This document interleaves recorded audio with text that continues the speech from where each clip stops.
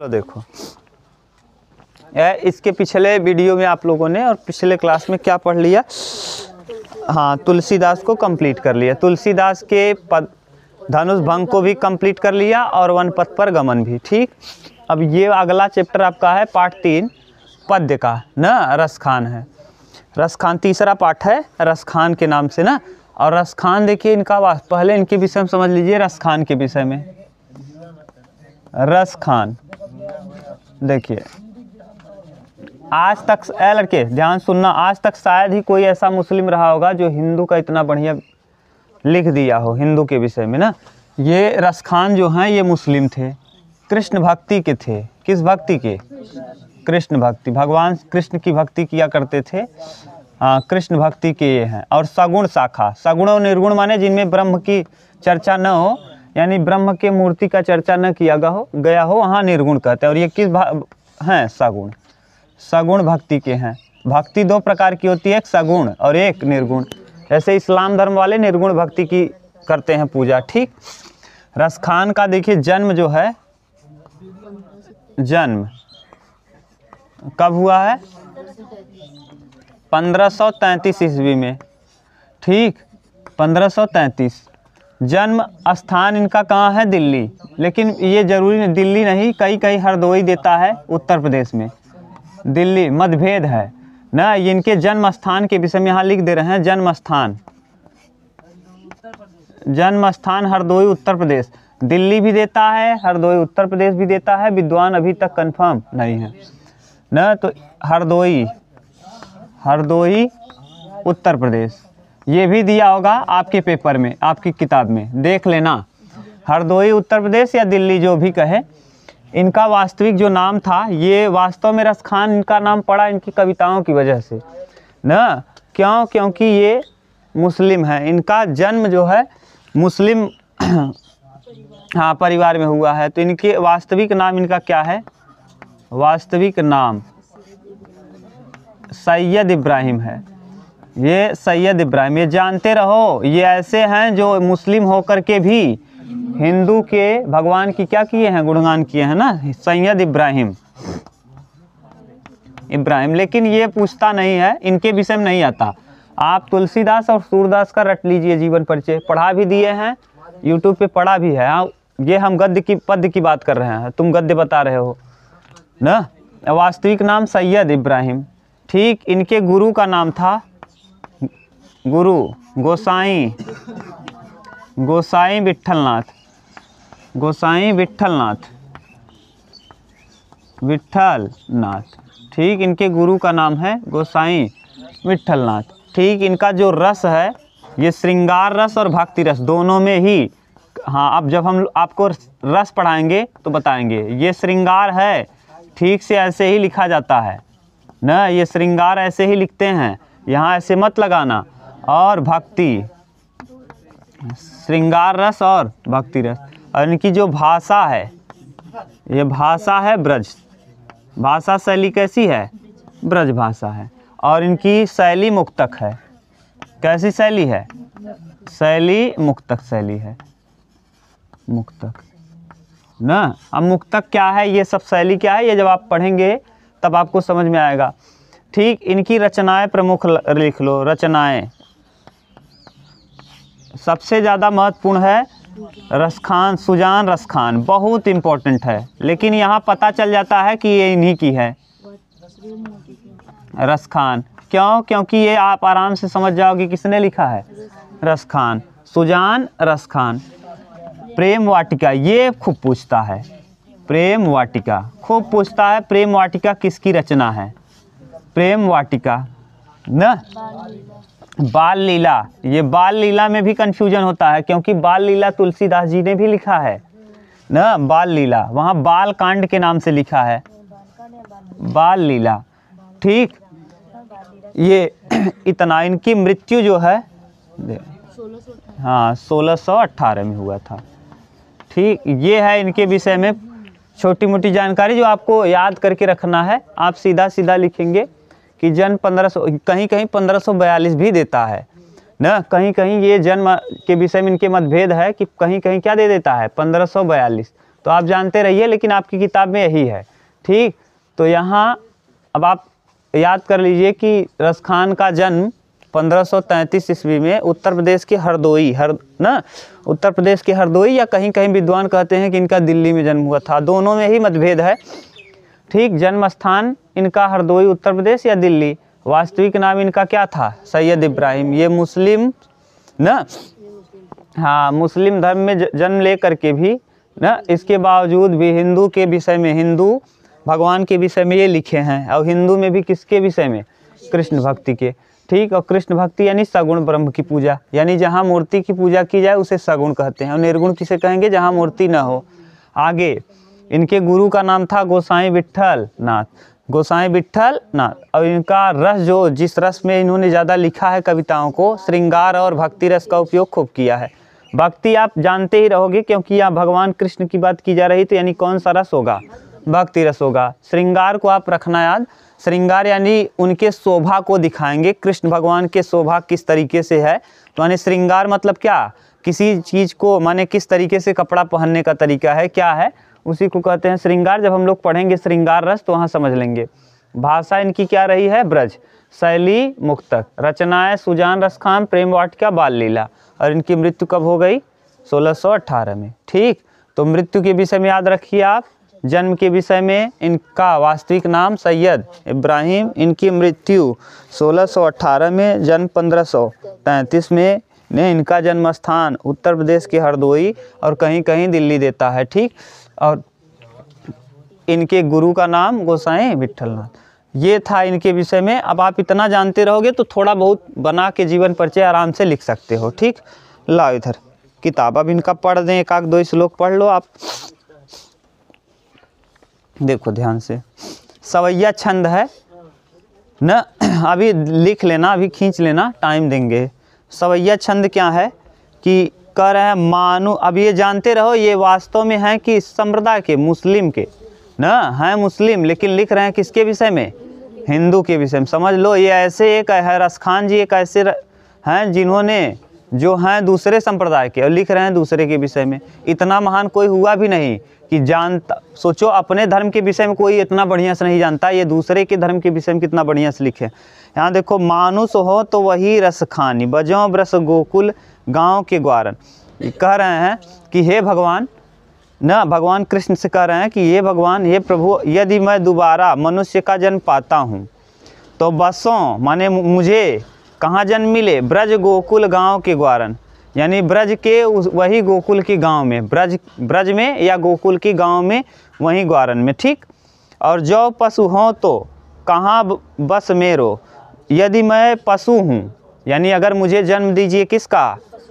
मानव का, तो मुझे ब्रज और गोकुल में जन्म दीजिए। और यदि मुझे पशु का जन्म दीजिए तो जो पशु हों तो कहाँ बस मेरो, चरो नित्यानंद के धेनु मझारन, तो मैं कहाँ चरूं? नंद बाबा के धेनुओं, माने जहाँ नंद बाबा की गायें चरती हैं वहीं पर। ठीक, यानी सीधा सीधा कह रहे हैं कि हे भगवान, यदि मुझे पुनः क्या मिलता है, मनुष्य का जन्म मुझे पुनः मिलता है, तो ऐसी स्थिति में मेरा जन्म कहाँ हो? ब्रज में हो और गोकुल के ग्वारन में न। और जो पशु हूँ, यदि मुझे पशु का जन्म मिले तो कहाँ बसूँ?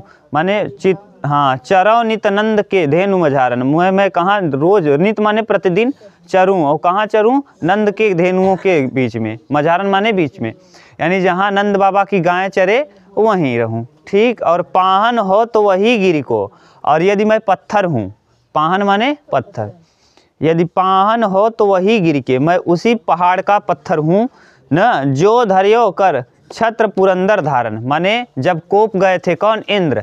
इंद्र के कोप से, ध्यान सुनो, जब इंद्र के कोप से भगवान कृष्ण ने गांव को बचाया था अपने अंगुली पे लेकर के पत्थर को, तो कह रहे हैं यदि मैं पत्थर बनूं, भगवान अगर मान लीजिए आप मुझे निर्जीव बनाए, सजीव बनाए, तो अगर मान लीजिए हमको मनुष्य बनाए तो वहीं ब्रज का और गोकुल का बनाइए। अगर मुझे पशु बनाइए तो गो माने कहाँ? नंद के गायों के बीच में वाले में का पशु बना दीजिए, मैं वहीं चरूँ आराम से। और यदि मुझे आप पे दया इतना नहीं आता, इतना ज़रूर दया करिए, अगर मुझे निर्जीव कोई चीज़ बना रहे हैं तो ऐसी स्थिति में मुझे कहाँ, अगर मुझे पत्थर बना दिए तो आप मुझे उसी पहाड़ का पत्थर बनाइएगा जिसको भगवान कृष्ण ने अपने अंगुली पर लिया था जब पुरंदर यानी कौन, इंद्र जब कोप गए थे, नहीं किए थे, इंद्र भगवान गुस्से में आ गए थे, तो ऐसी स्थिति में उन्होंने पानी बरसाना चालू किया था। तो कृष्ण भगवान ने वो पत्थर को, पहाड़ को क्या किया था, अपने अंगुली पे ले लिया था गांव वालों को बचाने के लिए। पूरे गांव के लोग उसी के नीचे छिप गए थे। तो वही कह रहे हैं कि यदि मैं क्या बनूं, पत्थर बनूं, तो उसी पहाड़ का बनूं जिसको श्री कृष्ण जी ने अपने अंगुली पे लिया था। ठीक ये है। और जो खग हों, यदि मैं पक्षी बनूं तो बसेरो करूं तो मैं वहीं बसूं।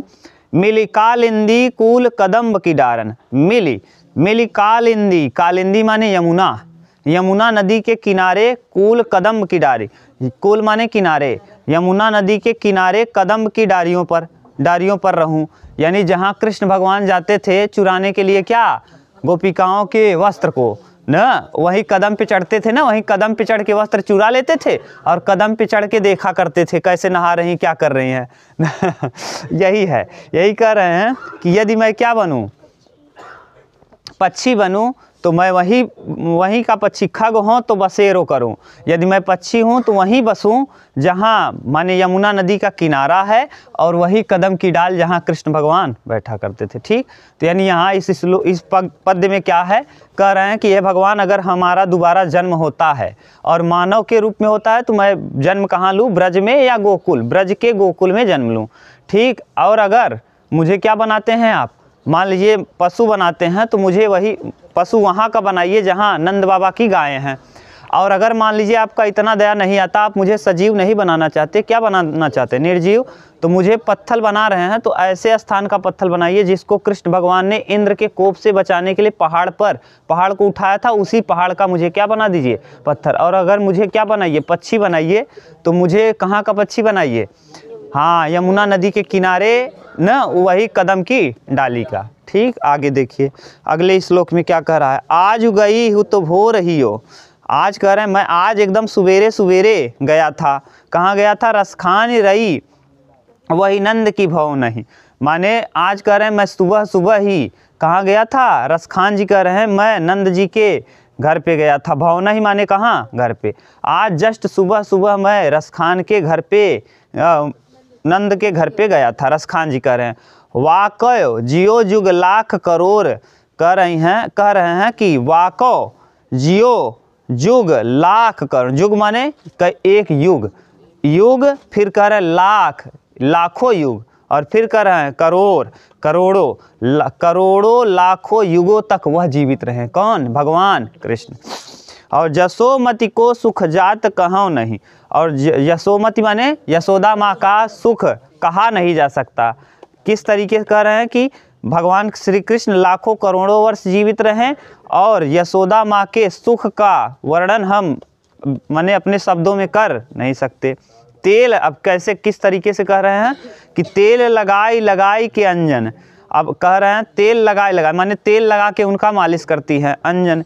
और भौहें बनाए डिढो नहीं, और भौहें माने उनकी पलकों को यहाँ क्या करती हैं, भौहें, अंजन माने होता है काजल, क्या करती हैं, तेल लगा के माने तेल लगा के मालिश करती हैं और उनको काजल लगाती हैं यशोदा माता, किसको, कृष्ण को। और भौहें यानी ये यहाँ वाला इस पलक के ऊपर के जो होता है उसको क्या कहते हैं, भौहें। तो कह रहे हैं भौहें बनाए डिढौनो, माने उनके भौहों को इस तरीके से बनाते हैं जैसे कोई ढिढौनो माने होता है क्या, हिरण का बच्चा, उसमें क्या दिया है,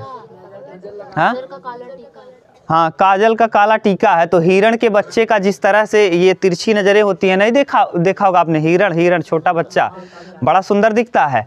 तो वही कह रहे हैं इसी तरीके से भगवान कृष्ण को न यशोदा माँ तेल लगाती हैं, अंजन माने काजल लगाती है, और उनके भौहों को क्या करती हैं, भौहों को सुधारती है। और यहाँ पर काजल का, भौहों के ऊपर काजल का टीका लगा दे। अरे देखा होगा अपने छोटे लड़कों को मींच के यहाँ दबा के यहाँ नहीं लगा देते, वही कह रहे हैं कि बाहों के ऊपर क्या लगा देती हैं, काजल का टीका। डारी हमेलिन हार निहारत वारह जो चुचकारत छौनई, और डारी हमेलन माने दोनों हाथों को ऐसे दोनों हाथों से पकड़ के अपने माने गोद में ले लेना।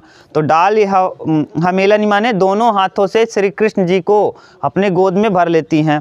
और क्या कह रहे हैं, हार निहारत, हार माने जैसे हार को हम क्या करते हैं, डाल देते हैं, उसी तरीके से वे अपने हाथ को दोनों हाथों से किसको पकड़ ले रही हैं, जैसे हार डाला जाता है उसी तरीके से उनके दोनों हाथ भगवान कृष्ण को ऐसे पकड़ रहे हैं जैसे कोई हार डाल रहा हो, ठीक, फूलों का हार।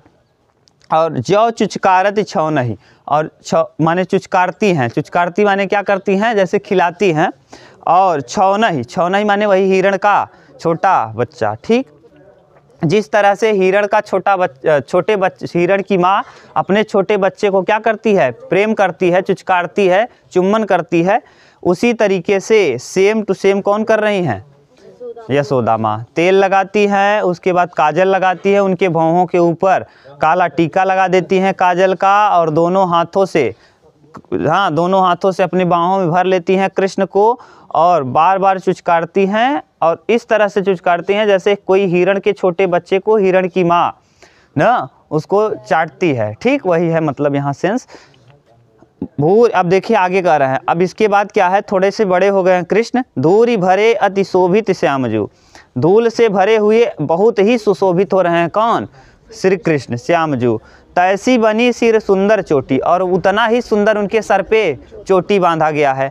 श्री कृष्ण जी इतना सुंदर लग रहे हैं, धूल से भर गए हैं। अब छोटे लड़के हैं, जब लड़का चलना चालू करता है तब आदमी गोद में लेना उसको बंद कर देता है, जब तक लड़के नहीं चलते, ध्यान, अगर आपने देखा होगा तो गांव में जब तक लड़का नहीं पर डोल रहा है तब तक उसको सब लेते हैं, खिलाते हैं, और जब डोलने लगा तो आजकल के लोग इतना महंगा कपड़ा पहनते हैं कि उसको नहीं लेंगे, क्यों, क्योंकि कपड़े में क्या लग जाएगी, मिट्टी ना।